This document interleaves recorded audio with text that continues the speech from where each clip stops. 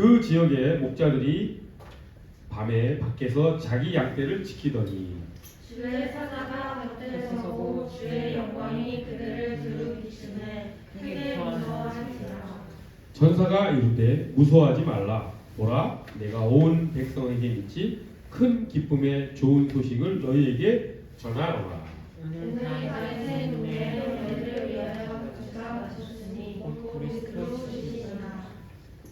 너희가 가서 강보에 쌓여 구유에 누여 있는 아기를 보리니 이것이 너희에게 표적이니라 하더니 그러니 수많은 천군이 그 전사들과 함께 하나님의 찬송하여 이르되. 자, 함께 봉독합니다. 지극히 높은 곳에서는 하나님께 영광이요 땅에서는 하나님이 기뻐하신 사람들 중에 평안하라.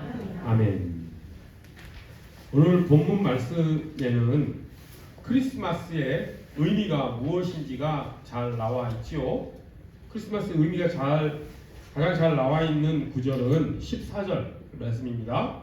다시 한번 14절 크리스마스 의미에 대해서 다시 한번 우리 봉독해 보겠습니다. 14절입니다. 시작. 지극히 높은 곳에서는 하나님께 영광이요 땅에서는 하나님이 기뻐하신 사람들 중에 평안하라. 자, 하나님께는 영광, 사람들에게는 평화. 이것이 크리스마스의 진정한 의미이지요. 그럼 하나님께 영광이 왜 크리스마스의 의미이겠습니까? 왜 크리스마스가 하나님께 영광이 되겠습니까? 자, 잘 따라와 보십시오. 왜 크리스마스가 하나님께 영광인지를. 자, 크리스마스는 말씀이신 예수 그리스도께서 육신이 되어서 이 땅에 오신 날이지요. 말씀이 육신이 되어, 즉 예수 그리스도께서 이 땅에 오신 날입니다. 하나님께서 사람이 되신 날이지요. 독생자이신 예수님께서 이 땅에 인간의 몸을 입고 오신 날입니다. 자, 그것은 하나님 독생자 예수 그리스도의 아버지 하나님의 뜻에 순종하여 행한 일이지요. 그러면은 예수 그리스도께서 이 땅에 오신 이유가 무엇입니까? 그래서 하나님의 사랑을 세상 사람들에게 보여주기 위해서, 하나님의 사랑을 베푸시기 위해서 이 땅에 오신 것이라고 할 수 있습니다. 자, 그러면 영광이라는 것이 무엇입니까? 영광을 말 그대로 하면 밝은 빛이라는 뜻이죠. 그 영광이라고 하는 것은 하나님의 이미지, 그러니까 하나님이 하나님의 모습을 드러냈을 때 우리 마음속에 형성되는 어떤 이미지를 가장 잘 표현하는 것이라고 할 수 있습니다. 하나님이 드러났을 때, 하나님이 하나님이심을 사람들이 알았을 때 마음속에 생겨나는 가장 확실한 이미지는 이제 영광, 빛, 무엇으로도 그것을 감출 수 없는 환한, 찬란한 그런 빛과 같은 것이 하나님이시다 라고 하는 것을 비유적으로 설명한 것이죠. 그러니까 영광이라는 단어를 우리가 들었을 때는 우리가 무엇을 생각하면 되냐면 하나님의 모습이 드러나는 것이다. 하나님이 하나님 되심이 세상에 나타난 것이다. 이렇게 생각하면 됩니다. 자, 그러면 하나님의 하나님 되심이 세상에 드러난다 했을 때 하나님의 가장 하나님다운 모습이 나타나는 것이 무엇이겠습니까? 하나님은 성경에 무엇이라고 되어 있죠? 사랑이라고 되어 있죠. 그렇기 때문에 세상에 사랑이 나타난다라고 하는 것은 하나님의 모습이 나타난 것이라고 할 수 있겠지요. 그러면은 하나님의 사랑이 이 세상에 가장 크게 나타날 때가 언제였겠습니까? 그것은 하나님의 독생자 예수 그리스도께서 이 땅에 오실 때 하나님의 사랑이 가장 크게 나타났겠죠. 또 언제 나타났습니까? 그 독생자 예수 그리스도께서 우리를 위해서 십자가에 못 박혀 돌아가셨을 때도 하나님의 사랑이 크게 이 세상에 드러났겠지요. 그렇기 때문에 예수 그리스도의 십자가도 하나님께 영광인 것이고 예수 그리스도께서 인간의 몸으로 이 땅에 오신 그것도 성육신하신 것도 하나님의 사랑이 드러나는 것, 즉 하나님의 영광, 하나님께 하나님의 영광이 나타날 것이라고 할 수 있습니다. 그렇기 때문에 크리스마스의 가장 큰 의미는 먼저는 하나님께 영광, 아들이 독생자 예수 그리스도가 하나님의 모습을, 즉 인류에 대한 사랑을 널리 펼쳐 보이심으로 하나님께 영광 돌린 것이 크리스마스의 가장 큰 의미라고 할 수 있습니다. 그래서 오늘 본문에 어떻게 되어 있습니까? 지극히 높은 곳에서는, 하나님이 계신 곳을 비유적으로 설명한 것이죠. 지극히 높은 곳, 하나님이 계신 곳에서는 하나님께 영광이다 라고 하는 말로 크리스마스의 의미를 먼저 이야기하고 있는 것이죠. 그리고 두 번째, 땅에서는 우리 하나님의 기뻐하심을 입은 사람들, 하나님의 사랑을 받는 사람들에게는 평화다. 사실상 하나님의 통치가 이루어지지 않는 세상은 사람들 사이에 반목과 갈등과 싸움과 질시와 미움이 자리 잡은 그런 사회가 될 수밖에 없습니다. 왜냐하면 인간의 본성은 자기 중심성이 너무도 강하기 때문에 그 자기 중심성이 훼손되는 것을 견딜 수 없는 것이 인간의 본성이지요. 그렇기 때문에 하나님의 사랑이, 예수 그리스도가 이 땅에 오시기 전까지는 그 인간의 그 자기 중심성이 어떻게 꺾일지 모르는 그런 역사 속에서 살아온 것이 인간이었던 것이죠. 그렇기 때문에 진정한 평화란 사람들 사이에는 없었다라고 볼 수 있습니다. 하지만 예수 그리스도께서 이 땅에 오셔서 사람들의 그 자기 중심성을 이제 제거하시고 하나님의 사랑으로 그 마음을 채워주셔서 사람들 사이에 서로 평화를 누리게 하는 것이 크리스마스의 또한 의미라고 하는 것이죠. 물론 예수 그리스도께서 이 땅에 오신 이후에 여전히 인류는 서로 전쟁을 하고 싸우고 하는 역사가 있었지만 그것은 아직 우리가 예수 그리스도께서 다시 오셔서 인류 역사를 정말로 완전히 평화로 이끌지 않으셨기 때문에 그런 부분이 있지요. 하지만 그런 평화의 시대가 시작이 된 그것은 엄연한 사실입니다. 예수 그리스도께서 오셔서 이제 평화의 시대가 시작이 되었다. 그 길이 열렸다. 그 전에는 그 길을 갈 수가 있는 방법이 없었는데 예수님께서 오셔서 이제 평화의 시대가 이제 시작된 것이고 예수 그리스도께서 다시 오시면 그 평화의 시대가 완성이 될 것이다 라고 하는 의미가 여기에 담겨 있는 것이지요. 그래서 크리스마스의 진정한 의미 두 가지가 오늘 본문 14절에 나와 있습니다. 하나님께는 영광, 사람들에게는 평화. 이것이 크리스마스의 의미인 것이죠. 자, 이렇게 새로운 시대가 시작된 것을 누가 가장 싫어하겠습니까? 자, 이렇게 예수 그리스도가 오심으로 이제 하나님의 영광이 나타나고 하나님의 통치가 시작되고 사람들이 하나님 다스림 속에 살아가게 되는데, 그러면서 사람들 사이에 평화가 이제 이루어지고 사랑으로 하나가 되는 그런 공동체를 이루고 살아갈 텐데, 그것을 가장 싫어하는 존재가 누구이겠습니까? 당연히 그것은 사탄이겠지요. 어둠의 세력들은 그것을 너무도 싫어하겠지요. 자기들의 백성이 사라지는 일이 벌어졌으니 얼마나 끔찍한 그런 자기들의 운명이라고 생각을 하겠습니까?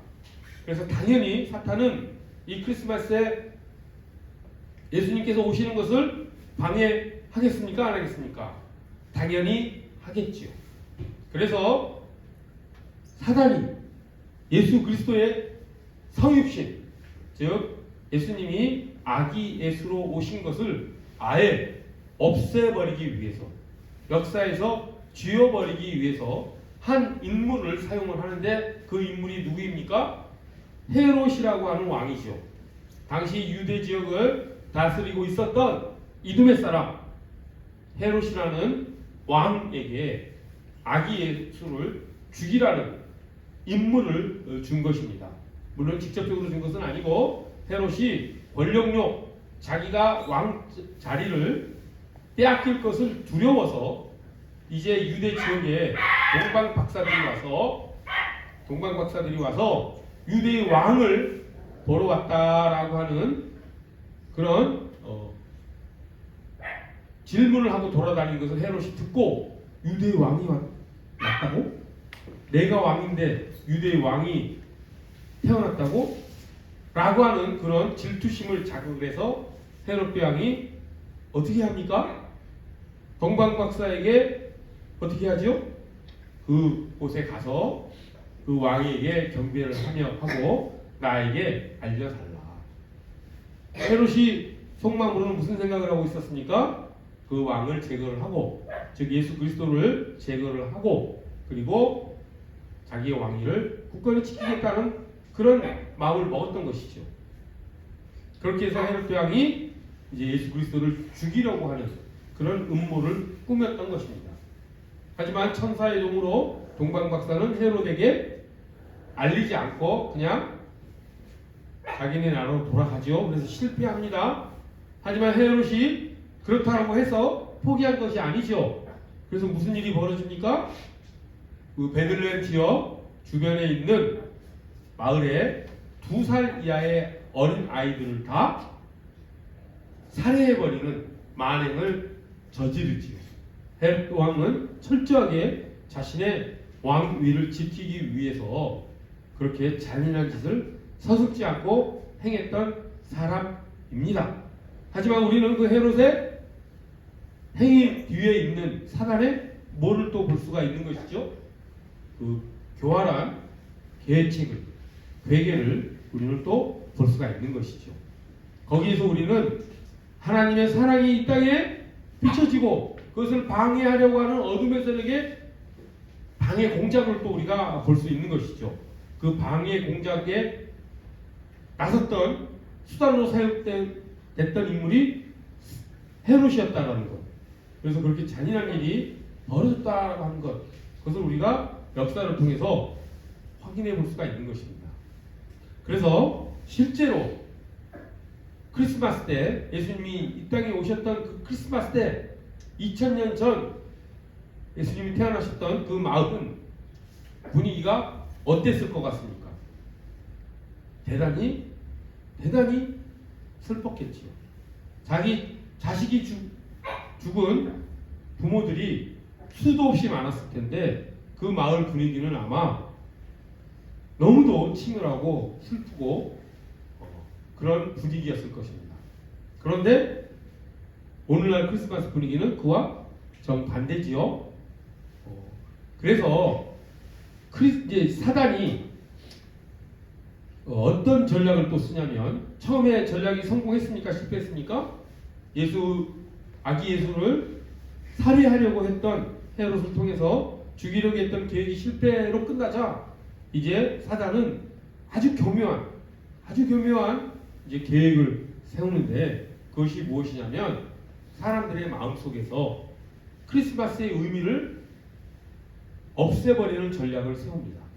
아까 크리스마스의 의미가 무엇이라고 했습니까? 하나님께 영광, 사람들에게는 평화라고 하는 그런 크리스마스의 의미를 변질시켜버리는, 예수 그리스도를 죽이지는 못했지만 변질시켜버리는 그런 전략으로 바꿔버린 것이죠. 그래서 오늘날은 크리스마스 하면 크리스마스의 진정한 의미가 사람들 마음속에 떠오르는 것이 아니라 크리스마스 하면 제일 먼저 생각나는 것이 사람들의 마음속에 무엇이 생각납니까? 크리스마스 하면 생각나는 것, 산타크로스 생각나죠?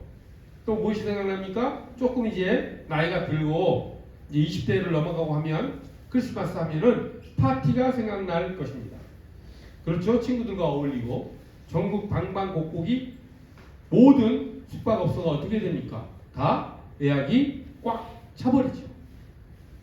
그리고 1년 내내 1년에 있어서 가장 나이트클럽이 사람으로 가득 찬 날이 언제입니까? 24일이죠. 오늘 밤입니다. 이날은 평상시 요금보다도 2배, 3배를 받아도 사람들로 가득한 곳이 그런 곳이죠. 그래서 크리스마스 하면 그런 여러 가지 것들로 인해서 먹고 마시고 즐기는 소비적이고 향락적인 날로 사람들 마음속에 각인이 되어버렸죠. 그래서 이맘때쯤 되면 사람들은 화이트 크리스마스를 바라면서 뭔가 마음이 들뜨고 좋은 일이 생길 것 같은 그런 생각들을 합니다. 그 마음속에 크리스마스의 진정한 의미가 떠오르겠습니까? 하나님께 영광, 사람들의 평화, 말씀이 육신이 된 그 크리스마스의 날의 의미보다는 먹고 즐기고 마시는 그런 날의 이미지로 가득 차 있는 것이죠. 그것이 누구의 전략에 의해서 이렇게 됐겠습니까? 우리 그리스도인들은 그 배후에 있는 사단의 전략을 볼 줄 알아야 된다라고 하는 것이죠.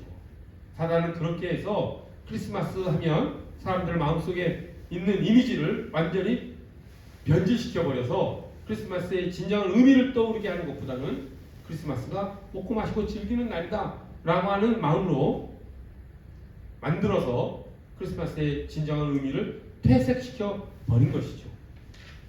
자, 크리스마스 하면은 또 그 변질된 모습을 몇 가지 더 살펴보면 크리스마스 캐럴이라는 것이 있죠.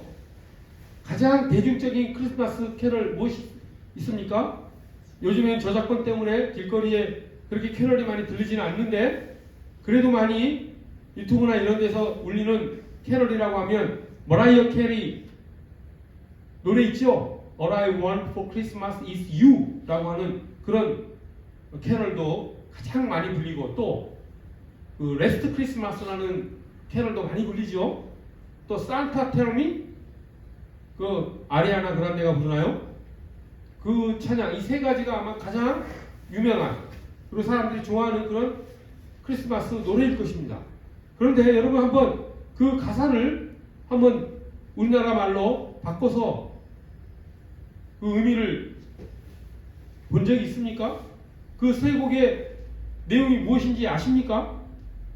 거기에는 예수 그리스도에 대한 이야기는 쏙 빠져 있고 무엇이 주제가 되어서 그 노래는 곡을 붙였죠? 가사에는 무슨 내용이 나오죠? 달달한 로맨스, 남녀 간의 애정, 사랑 이런 것들이 주제가 되어서 그 가사를 구성해 나갑니다.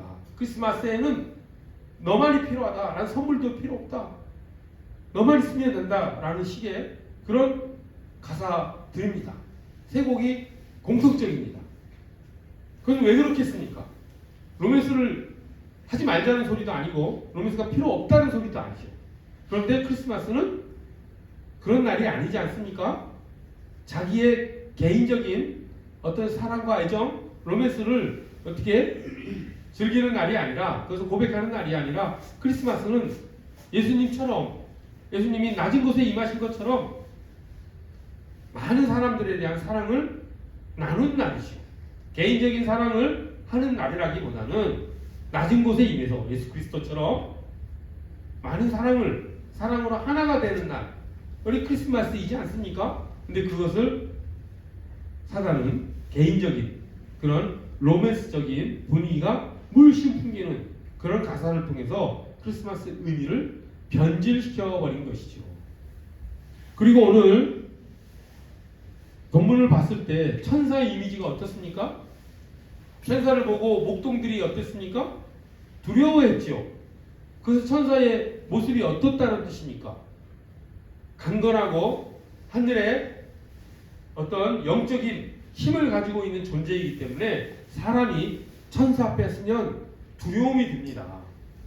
단순히 공포스러움에서 나타나는 두려움이 아니라 어떤 영적인 초월적인 어떤 힘에 의해서 빨리 들어갈 것 같은 그러나 가까이 다가가기는 어려운 그런 느낌의 그걸 경외감이라고 하죠.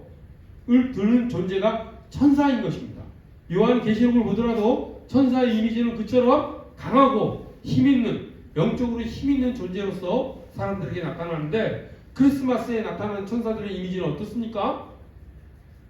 등에 작은 날개가 돋아난 아기 천사들, 작고 앙증맞은 존재들로 천사가 그려지지 않습니까? 사단의 전략이 어떻습니까? 점점 크리스마스를 어떻게 귀엽고 앙증맞고 그런 사람들에게 어떤 마음속에 그런 예수 그리스도에 대한 생각으로 가득 차지 않고 그런 즐거운 생각으로 가득 차도록 천사 이미지도 바꿔버리고 캐럴의 내용도 바꿔버리고, 오늘 우리가 예배 전에 불렀던 캐럴은 찬송가 책에 나와 있는 캐럴이죠. 다릅니다. 찬송가 책에 나와 있는 캐럴은 가사의 내용이 무엇입니까? 다 예수 그리스도를 주목하게 하는 가사들로 되어 있죠. 하지만 세상 캐럴은 다 예수님이 아닌 다른 존재를 상상하게끔 만든 그런 내용이지 않습니까? 산타크로스도 왜 그렇게 크리스마스가 되면 그렇게 주인공이 되겠습니까? 그 산타크로스를 통해서 예수 그리스도의 흔적을 지워버리기 위해서 사단이 전략을 짠 것이지 않겠습니까? 원래 산타크로스는 성 니콜라스라고 하는 남을 돕기를 좋아하는, 그리고 그런 선행을 베풀었던 그런 성이었던 것이죠. 그리고 그 성인의 이름을 따서 그것에 이제 발음이 핀란드 발음인가 그럴 것입니다. 세인트 니콜라스라가 발음이 바뀌어서 산타크로스라는 이름으로 바뀌어서 옷도 어떻게 빨간 옷으로 바뀌고 외모도 하얀 수염에 아주 통통한 몸매를 가진 그런 할아버지 이미지로 바꿔서 사람들의 마음속에 그 즐거운 날을 돋구는 그런 인물로 만들어버리지 않았습니까? 그래서 크리스마스의 주인공이 누가 되어버렸습니까? 산타크로스가 되어버렸죠. 자, 이처럼 사탄은 여러 가지 전략을 통해서 크리스마스의 의미를 변질시켜 버린 것입니다. 산타크로스가 한 일 중에서 가장 나쁜 일 중에 하나가 무엇이냐면, 이것은 좀 우리들의 상식을 뒤집은 것이라고 할 수 있는데, 산타크로스 하면 무엇이 생각납니까? 선물이죠. 누구에게 선물을 줍니까? 우는 아이에게 주지 않죠. 착한 아이에게 주는 사람이, 선물을 주는 사람이 산타크로스죠. 근데 그것이 철저하게 비성경적이라고 하는 것입니다. 이 부분을 우리가 그리스도인으로서 잘 들여다볼 줄 알아야 됩니다. 착한 아이에게는 선물을 주고, 우는 아이에게는, 말 안 듣고 나쁜 아이에게는 선물을 주지 않는다라고 하는 것은 성경에 없는 그런 생각이고 사상입니다. 그런 원리는 성경에 없습니다. 예수 그리스도께서 이 땅에 오셔서 우리를 사랑하셨을 때 우리가 뭘 잘해서, 우리가 하나님께 잘 보여서 우리를 사랑하신 것입니까? 아니죠. 값없이 무조건적으로 우리를 사랑하신 분이 예수 그리스도이십니다. 그런데 산타크로스는 누구에게 상을 준다고 합니까? 선물을 준다고 합니까? 착한 아이에게. 뭘 잘해야지 선물을 준다라고 하는 생각은 세상의 상식이지 기독교 정신이 아니라고 하는 것이죠. 하나님의 사랑은 그렇게 우리에게 임하지 않습니다. 하나님은 값없이, 조건 없이 무조건적으로 우리를 사랑하시고, 우리는 그 사랑에, 그 은혜에 감사해서 하나님의 말씀에 순종하며 사는 것이지, 우리가 뭘 잘해서 하나님께 잘 보여서 우리가 하나님의 사랑을 성취하고 획득하는 것은 기독교와는 전혀 다릅니다. 하지만 산타크로스는 착한 아이에게만 선물을 준다는 사상을 계속 퍼뜨려 나가죠.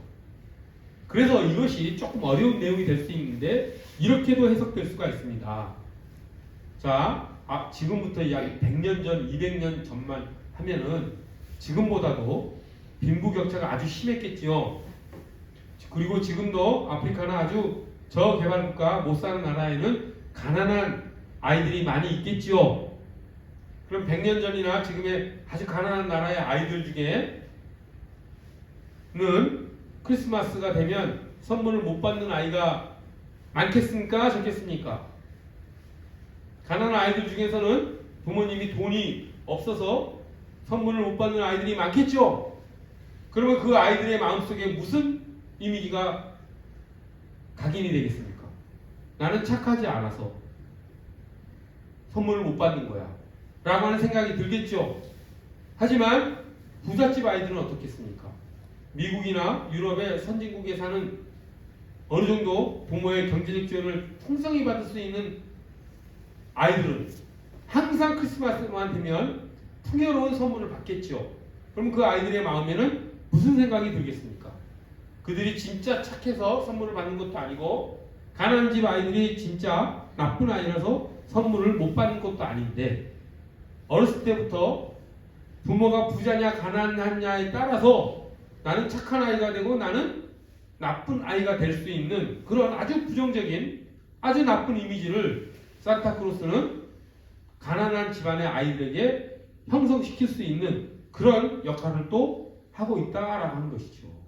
우리나라는 이제 선진국이 됐기 때문에 이 말이 잘 이해가 안 될 수 있습니다. 하지만 우리가 한 50년 전만 하더라도 크리스마스 때 선물을 받는 아이들 그렇게 많지 않았습니다. 그렇다고 한다면 그 가난한 집안의 아이들의 마음속에 그렇게 큰 상처를 주는 것이 그것이 무슨 크리스마스의 정신이겠습니까? 예수님께서 성육신 하셨을 때 이 땅에 오셨을 때 그런 곳으로 임하셨습니까? 예수님이 오셨다는 소식을 제일 먼저 들은 사람들이 누굽니까? 오늘 본문을 보니까 목동들입니다. 당시 목동들은 사회적으로 가장 천한 직업에 있었던 사람들입니다. 사람들에게 무시받고 못 배우고 돈이 없고 했기 때문에 사람들로부터 냉대를 받고 천대받던 사람들이 목동이었죠. 하지만 천사는 예수님이 오셨다는 소식을 그 목동들에게 가장 먼저 전했습니다. 예수님께서도 어디에서 태어나셨습니까? 말 구유에 누이셨지요. 마구간에서 태어났다라고 합니다. 가축의 새끼들이 자는 곳, 가축이 자는 곳에서 예수님이 태어나신 것이죠. 그처럼 예수님은 이 세상에 가장 낮은 곳, 가장 가난한 곳으로 오셨는데 산타크로스는 어떻게 하고 있습니까? 우는 아이에게는 선물을 안 준다. 착한 아이에게만 준다. 그걸 사회 정치적으로 재해석해내면 그것은 부잣집 아이들에게는 선물을 주고 가난한 집 아이들에게는 선물을 주지 않는다. 이렇게 해석해낼 수도 있는 여지가 충분합니다. 그렇다고 한다면 예수님께서 이 땅에 낮은 곳에 임하셨다라고 하는 그 예수님의 성육신의 의미를 정반대로 만들어버린 것이 산타크로스인 것이죠. 사탄은 산타크로스 뒤에서 얼마나 음흉하게 웃고 있겠습니까? 그렇기 때문에 우리는 이제 말씀을 정리해 봅시다. 크리스마스의 진정한 의미가 어떻게 변질되었는지, 진짜 의미는 무엇이었습니까?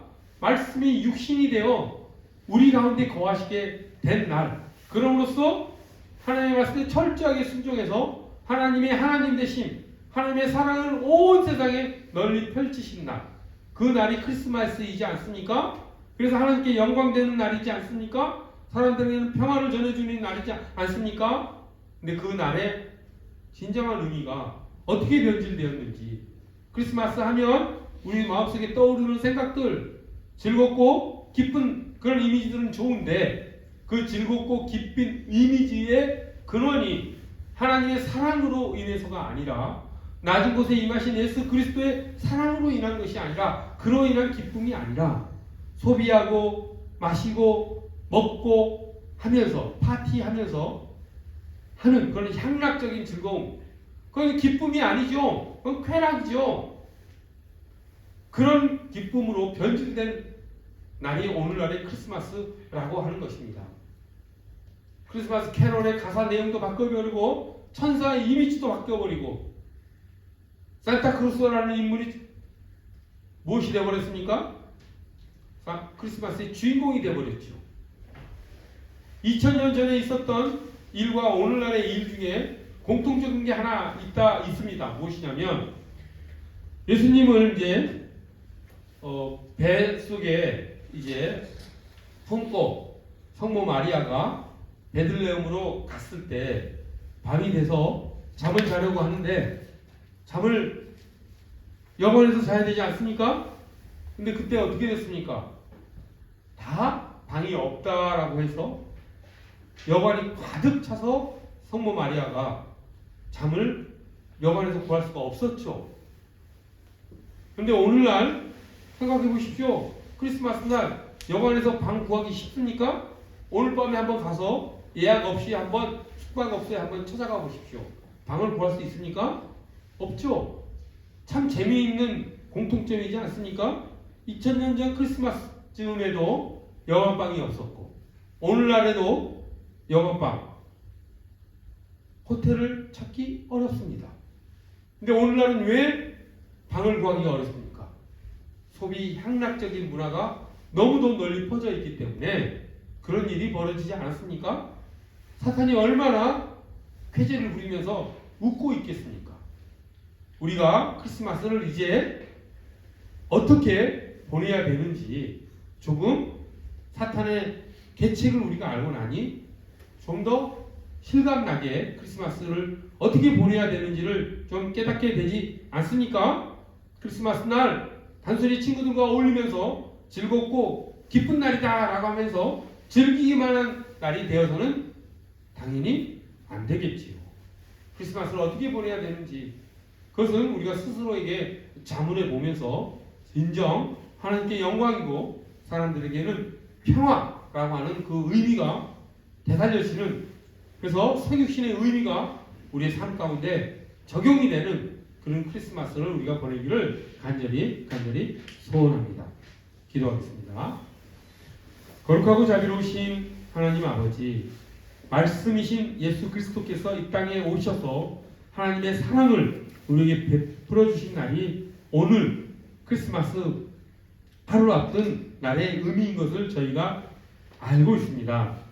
하나님, 저희 삶 가운데 그런 성육신의 정신이, 하나님의 사랑이 우리 마음속에 깊이 새겨지고 그 사랑을 또한 이웃에게 널리 전하는 그런 날들로 크리스마스를 보내는 우리가 될 수 있도록 주님께서 저희를 인도하여 주시옵소서.